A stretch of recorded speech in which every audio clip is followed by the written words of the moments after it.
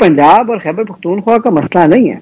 मसला तो यह है कि हमें नेशनल जनरल इलेक्शन तो ये है, नेशनल इलेक्शन की तरफ बढ़ना है, क्योंकि इस तरह चलेगा नहीं। अच्छा, अब इशू क्या है? इशू राणा साहब की जमात का ये है कि देखें, हुकूमत करने का इस वक्त उनको भी मुसीबत पड़ी हुई है, क्योंकि चीजें तो काबू से बाहर हो रही हैं। शाही साहब, काफ लीग ने तो पहले दिन से बात क्लियर की है और उन्होंने बात वाज़ेह की है कि वो हमारे साथ हैं भी और हमारे साथ आगे चलना भी चाहते हैं, और उन्होंने बारहा अपनी ओपिनियन भी दी है, पब्लिकली भी दी है कि उनके ख्याल में शायद हुकूमत और चल भी सकती थी, लेकिन उन्होंने ये बात कही है कि ये खान साहब का फैसला है, और बारहा ये बात वाज़ेह की है ताकि किसी किस्म की कोई कंफ्यूजन ना रहे।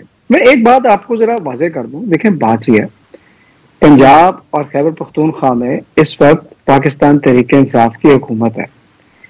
इलेक्शन होंगे, राणा साहब का ख्याल है, लेकिन चलें, जो भी जीतेगा इलेक्शन वो हुकूमत बनाएगा।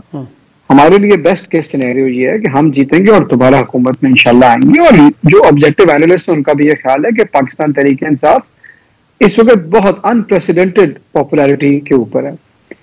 हमारे लिए ऑन ग्राउंड क्या फर्क पड़ेगा, आप मुझे बताएं? हम तो आज भी हुकूमत में है। चले, वो तो वक्त बताएगा ना। बात तो ये है कि हम तो आज भी हुकूमत में है ना, आज भी हुकूमत में, इलेक्शन जीत के आएंगे तो फिर हुकूमत में होंगे। मैंने तो आपको पहले वाज़ेह किया है कि पंजाब और खैबर पख्तूनख्वा का मसला नहीं है।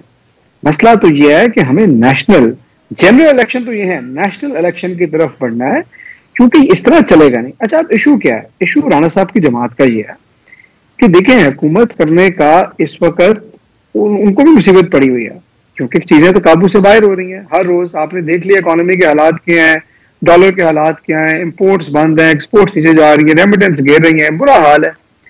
इनको क्या शौक है? एक तो शौक ये सारा आप उनको अप्रिशिएट करें कि इतने मुश्किल हालात में भी हुकूमत नहीं छोड़ना चाह रहे। वो कहते हैं हम ही करेंगे, हम ठीक करेंगे। आप तो अप्रिशिएट करें, इतनी डिफिकल्ट सिचुएशन को हैंडल करने के लिए तैयार हैं वो लोग। जी जी जी, बिल्कुल दुरुस्त का ठीक करेंगे, पर ठीक क्या करेंगे? अपने खानदान के केसेस और अपने खानदान का रिकॉर्ड ठीक करेंगे, केसेस बंद करवाएंगे, माफिया लेंगे, ड्राई क्लीनिंग करवाएंगे, वाइट वॉश कराएंगे। सबसे अहम चीज ये है। और दूसरी चीज ये है कि अब इस वक्त जो है इक़्तिदार की जो मसनद है वो शेर की सवारी बन गई है। जो हालात हैं, जो लोगों का मूड देखा है, जो ज़िमनी इंतखाबात के अंदर टर्नआउट्स देखे हैं, जो लोगों की राय देखी है, ये पता है ना कि अगर इलेक्शन में जाएंगे तो बुरी तरह हारेंगे, तो फिर क्या सियासी मुस्तकबिल होगा।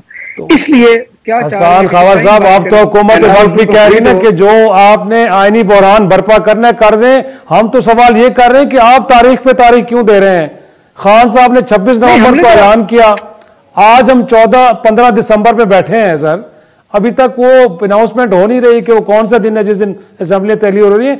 सवाल तो ये है कि क्यों तारीख आगे बढ़ रही है? अनाउंसमेंट, जी जी जी, अनाउंसमेंट हो जाएगी। चीज मुशावरत से, सियासी समझबूझ से आगे बढ़नी है ना। थोड़ा सा इनको इंतजार भी करवाने देना, ये इंतजार करके ही थक जाएंगे। हाँ, कोई बात नहीं, ये डेट आने वाली है, डेट आने वाली है, इनको जरा रोज ये होने दें।